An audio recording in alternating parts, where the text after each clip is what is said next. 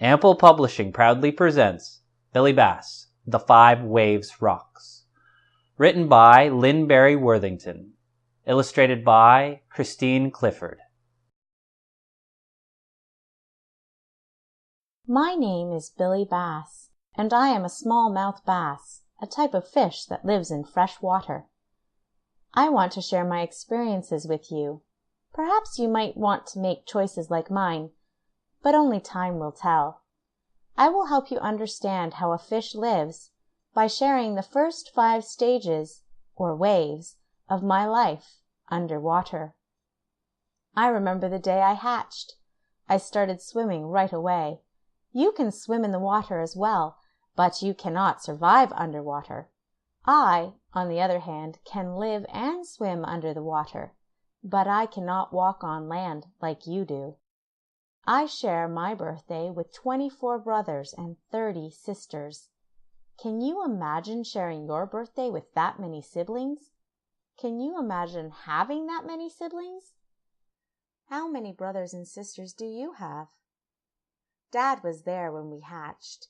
He protected us with his life by chasing away other fish that might have wanted to eat us. They were hungry, and because we were so small and moved slowly, they thought we were easy prey. Without Dad, we would have been. Dad took a shine to me and took me under his right fin. My favorite sister Jenny went under his left fin. We swam everywhere together. Jenny and I were both happy Dad chose to stay with us. But we missed our other brothers and sisters. They took care of themselves by swimming around in a school. You might think of a school as a building where you learn things, but underwater, a school is a group of fish swimming all together. Dad took care of us personally. In a way, you could say we were homeschooled. One day, Dad took us to a weed bed. He wanted to show us where we could sleep and find food. It was very easy for Jenny and me to swim in the weed bed because we were so small. Dad, on the other hand, swam above us where the weeds were not as thick. He could still see us, though, and he didn't have to wear goggles like you humans do. Since Jenny and I were just fry, baby fish, we ate different food than Dad.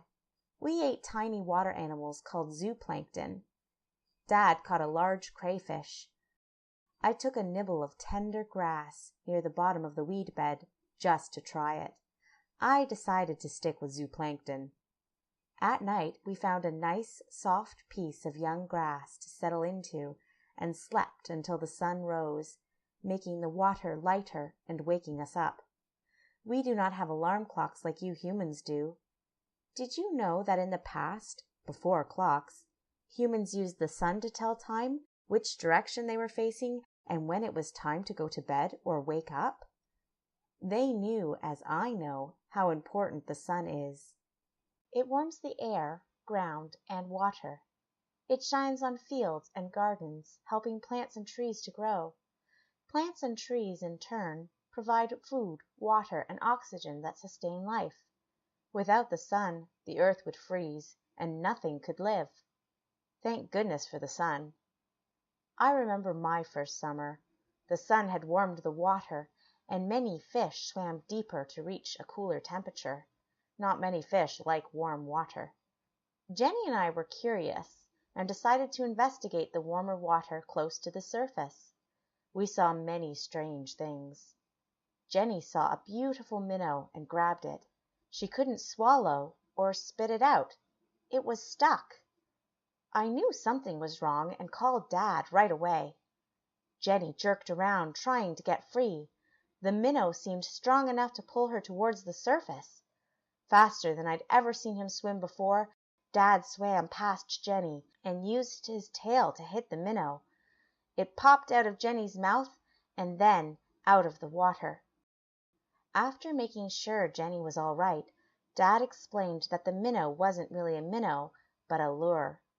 He taught us all about fishermen, boats, swimming humans, and how to avoid them. This was the first wave of my life with my dad and my sister. Finally, I was old enough to live on my own.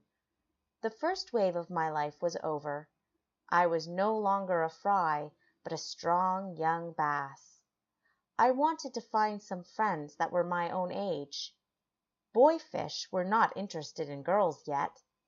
They wanted to show off the strength of their fins, have fun racing, playing tag, and hunting. Girl fish spent most of their time telling fish stories, looking at the colors of their scales, and checking the clams in the lake for pearls. Boys will be boys, and girls will be girls. It seems this is true for a lot of you humans at this age, too. Playing games, however, was something boy and girl fish enjoyed equally.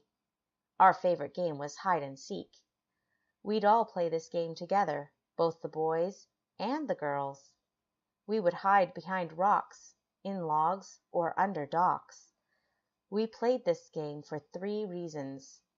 The first reason was that we could all play together, the boys and the girls. The second reason was for exercise. We must exercise every day to stay healthy. The third reason was for survival. It was good practice for hiding from the bigger fish who wanted to eat us. We had so much fun, but as time went on, my interest in girls grew, and I started to feel lonely. I left my school of friends and joined another group of bass. I decided to pick one female to be my special friend. On my first attempt, I picked a beautiful girl with lovely scales and introduced myself. Guess what? She was one of my sisters. How embarrassing. This wouldn't happen to you humans, since your families stay together for a long time. You also go to school, where you meet lots of people and learn many things. History is one subject I want you to pay special attention to.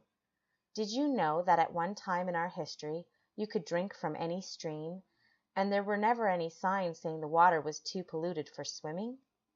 I wish it could be that way again. After some thought, I decided to swim across the entire lake to find a girl, specifically a girl who would not be one of my sisters. Time passed quickly as I traveled. I was now in my 3rd wave, or what you humans might call a teenager. The trip across the lake was a very long journey, and I was exhausted, so I made sure I had plenty of rest. The next day I set out after a long sleep to find a mate. I swam near a reed bed and spotted a girl. She was beautiful, and her fins stroked the water with confidence. We started talking and agreed that we would meet later for dinner. We enjoyed a great meal. Afterward, we took a rare trip to the lake's surface to watch the sunset. We had a lot of fun. She asked me if I would like to spend more time together. I was so excited that I imagined the 2 of us starting a family. As soon as I mentioned a family, she quickly swam away, saying she was too young and just wanted to have fun. From then on, I was very careful about sharing my feelings out loud. After all, you never know who might be listening, and things can get awkward. I was disappointed, but I knew there were plenty of fish in the sea. I swam for many days, and saw different soils and colors in the water. I had to navigate through a number of locks connecting all of the lakes to the St. Lawrence River. A lock is a large bathtub containing water that rises and falls to help boats cross between 2 areas. I knew when I was swimming near a major city because the water became very dirty. I could hardly breathe. Swimming was very difficult with all of that garbage you humans allowed into the water. You should not throw any garbage into the water. I wonder how you humans would deal with all our clutter. There are many turtles, seagulls, and frogs that eat our leftovers, and nothing goes to waste. We call this an ecosystem. You humans are actually very fortunate our ecosystem is so efficient. Everything is taken care of. All you have to do is take care of the ecosystem. Someday, I hope you humans will be more thoughtful and clean up after yourselves. If humans do not change their dirty habits soon, they will not be able to drink the water anymore or swim in the water either. I will try to explain a simple truth. We need the earth, and the earth needs you to take care of her. Will you make a pledge? A pledge is a special type of promise. To protect her? Can you think of ways you can help? I have a few suggestions. The 3 R's. Do you know what they are? Reduce, reuse, recycle. Reducing, reusing, and recycling cuts back on garbage, which results in fewer landfills. Fewer landfills mean a healthier environment. Put garbage in the garbage. Garbage left out is ugly, and worse yet, it kills plants, animals, and fish. Did you know that gum is flavored plastic? Humans chew gum until the flavor is gone and then spit it out on the ground. When birds and animals see the gum, they think it's food and eat it. Gum is not food, and it can kill birds, animals, and fish like me. Many humans don't know that gum is the number 2 killer of wildlife. Please put it in the garbage so birds, animals, and fish will not find it. Cigarette butts that humans carelessly throw on the ground are harmful to the environment too. Smoking is very wrong. There is nothing good about it. Smoking endangers life, period. Please take care of your environment, or you and I will perish. I finally reached my next wave, adulthood. 4 waves of my life had washed by so quickly. It felt like I was a fish out of water, even if I was still swimming in it. Everything I touched and everything I tasted was salty, because I'd reached the Atlantic Ocean. An ocean has salt water, whereas fresh water, like rivers, lakes, and streams, does not. Fresh fish, just like humans, must not intake a large portion of salt. You might be interested to know that salt cannot be produced by your body, but is necessary for life. So salt is good in small doses, but not for me to swim in. I knew right away that I was not meant for these waters, especially when I looked up and saw so many plastic bottles floating on the surface. I felt like I'd discovered a different world. I wondered how many people actually know about or have even seen this display of waste. I was so sad and disappointed. With all of you humans on the planet and your technology, surely you could join together and solve this issue. After some time, I finally got back to the freshwater river. I did not even have to paddle.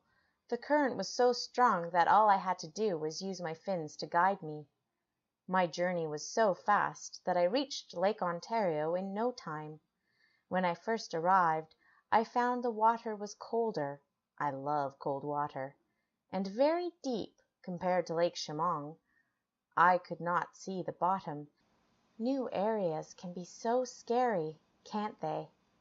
I dove deep for several hours and eventually found a cave with a small entrance. Luckily, I swam into the cave just as a large fish came charging towards me. He couldn't follow me because he was too big for the entrance. I was almost lunch. When I woke up the next morning, I was famished. I looked around and spotted a crayfish in between a crevice. My favorite food is crayfish, but I also like insects when I can get them. As I started to eat, I noticed a beautiful girl out of the corner of my eye. She was definitely the girl of my dreams, and I offered to share my meal with her. She introduced herself as Christine, and I told her my name was Billy. We discussed our predicament. We weren't sure if that large fish was still hunting us. I came up with a plan. I would leave the cave first and come back to let her know if it was safe. It was safe, so I returned to the cave to get Christine. We both swam the long distance back to the canal, where I had originally found the St. Lawrence River. We were both tired and hungry, but safe. Christine was very impressed with how I took care of her. To show her appreciation, she wanted to find us some food we could share. She found a minnow and chased after it. The next thing I saw was her heading toward the surface, struggling with the minnow in her mouth. I quickly remembered what happened to Jenny and what my dad had taught me. Christine hadn't caught a real minnow, but a fisherman's lure. If I didn't do something, she'd be caught, and I'd probably never see her again. Taking a deep breath, I charged the lure, but it didn't come out of Christine's mouth. I could see her eyes widening. She was scared. I tried again. Nothing. Christine wriggled, trying to get loose. The lure was pulling her closer and closer to the surface. I could see the bottom of a boat, its hull rocking with the fisherman's effort to reel in Christine. Christine was running out of time. I was very frightened, but I didn't quit. I swam around and noticed a line attached to the lure. I bit it, sawing back and forth with my teeth. If I couldn't manage to save Christine, I was going with her. Snap! The line broke. Christine was free. She didn't move. I could tell she was very upset. I rushed over to help her get the lure out of her mouth. Taking hold of her fin, I tried to comfort her. I told her what happened to my sister and explained that my dad taught me everything about fishermen when I was young.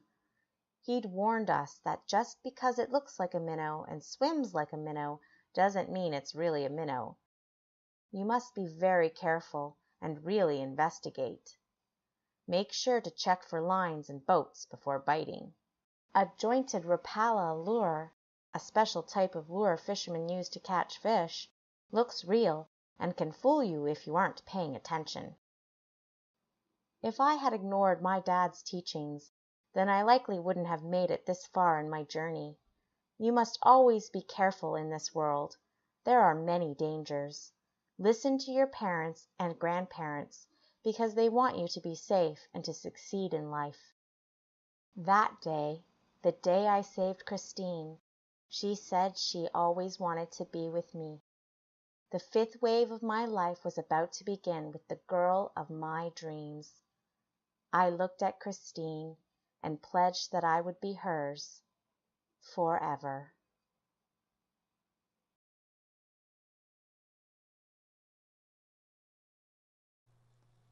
Thank you for watching Billy Bass, The 5 Waves Rocks.